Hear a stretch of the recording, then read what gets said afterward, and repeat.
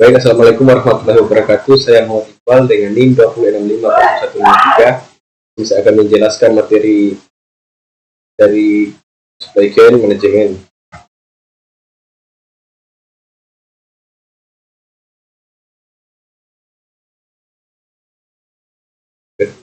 Nah, di sini supply chain manajemen ini ada beberapa materi, ada kurang lebih 11 materi, strategi C, kemudian di bawahnya produk dalam perspektif SC dan seterusnya. Nah, yang pertama, strategi SC.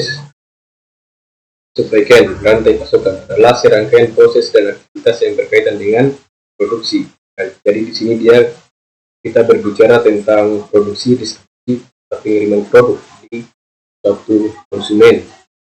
Apapun fungsinya dan elemennya adalah mereka mencakup berbagai fungsi dan elemen termasuk yang pertama termasuk manufaktur, distribusi, pusat distribusi, retail, logistik, dan seterusnya juga. Nah, kemudian tujuan. Ini tujuan berikut adalah 5 tujuan umum dari strategi rantai pasokan. Yang pertama, mencapai efisiensi operasional, merespon cepat pelanggan, berkontribusi pada inovasi produk dan layanan, mengelola risiko, keberlanjutan, dan keberdayaan lingkungan.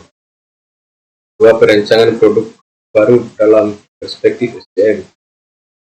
Nah, di sini dia berbicara tentang rangkaian langkah atau keputusan yang diambil, memastikan bahwa desain produk ini dapat diintegritaskan secara efisien ke dalam rantai pasokan. Yang pertama itu aspek perancangan produk baru dalam perspektif SDM.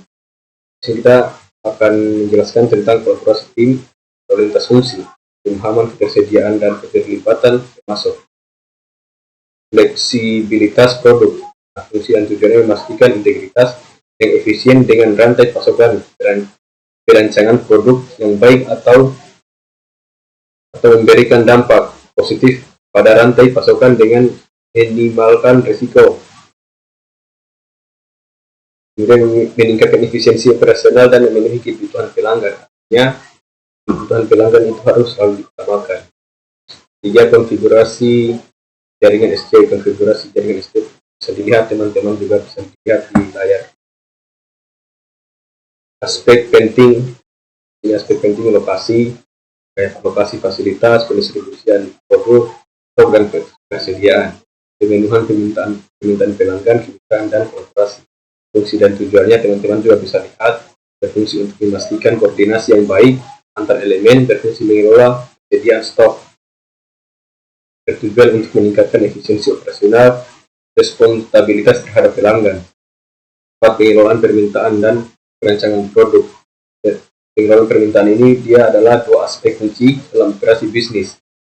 Nah, pentingnya pengelolaan permintaan bisnis adalah mengurangi ketidakpastian dalam rantai pasokan, meningkatkan pelayanan pelanggan dan kepuasan pelanggan, optimalkan tingkat persediaan dan produksi. Perencanaan produksi. Perencanaan produksi juga melibatkan kayak penentuan strategi dan rencana untuk menghasilkan suatu produk atau layanan dalam jumlah dan waktu yang diperlukan, memenuhi kebutuhan pelanggan. 5. Mengelola persediaan pada SC. Mengelola persediaan dalam konteks supply chain rantai pasokan melibatkan pengawasan dan mengendalikan terhadap jumlah, lokasi, dan sejenisnya. Elemen mengelola persediaan SC berbicara tentang elemen investor, planning, elemen pembelian dan pemasukan, elemen penyimpanan, dan seterusnya juga. Adapun fungsinya, dia merencanakan kebutuhan, mengelola proses pembelian, menyusun, dan mengatur penyimpanan. Manajemen pengadaan. Teman-teman juga bisa lihat, manajemen pengadaan dia memastikan bahwa bahan baku atau barang jadi yang diperlukan. Elemen dan fungsi elemen pemilihan termasuk, elemen pengelolaan persediaan termasuk, elemen manajemen risiko pengadaan, manajemen transportasi dan distribusi. Manajemen transportasi berbicara tentang aspek transportasi yang ini juga salah satu aspek yang penting dalam upaya mengoptimalkan pergerakan barang dari asal hingga sampai akhir. Manajemen transportasi mencakup perencanaan dan pengelolaan pergerakan fisik barang dari satu lokasi ke lokasi lainnya. Sementara manajemen distribusi berkaitan dengan perencanaan dan pelaksanaan distribusi dari pusat distribusi atau gudang ke titik penjualan pelanggan akhir. Distorsi informasi bulk. Nah, teman-teman bisa lihat juga histori informasi, dia berbicara tentang menuju pada perubahan penyimpanan atau histori informasi terjadi pada saat informasi mengalir melalui rantai pasokan dari satu entitas ke entitas lainnya. Sementara bullwhip effect adalah fenomena atau di mana fluktuasi kecil dan dalam permintaan pelanggan dapat memperbesar dampaknya seiring bergeraknya informasi melalui rantai pasokan. Pengukuran kinerja SC. Nah, pengukuran kinerja SC ini bertujuan untuk pengukuran kinerja di dalam meningkatkan operasional, meningkatkan kepuasan pelanggan, dan mencapai tujuan strategi bisnis. Dan ini juga ada beberapa poin, teman-teman juga bisa lihat. Nah, kemudian teknologi informasi dalam manajemen rantai pasok. Teknologi informasi berperan krusial, ini berperan penting dalam mengoptimalkan manajemen rantai pasok. Teknologi informasi yang digunakan sistem informasi kayak SIM, perangkat lunak manajemen persediaan, teknologi barcode dan lain-lain sebagainya. Kemudian komersi dan platform dan elektronik. Mengelola rantai pasok global. Mengelola rantai pasok global ini melibatkan koordinasi dan pengelolaan seluruh aktivitas rantai pasok yang melibatkan produsen, distributor, dan pelanggan di berbagai negara dan wilayah. Prinsip dan praktik penting, ada beberapa poin juga teman-teman bisa lihat.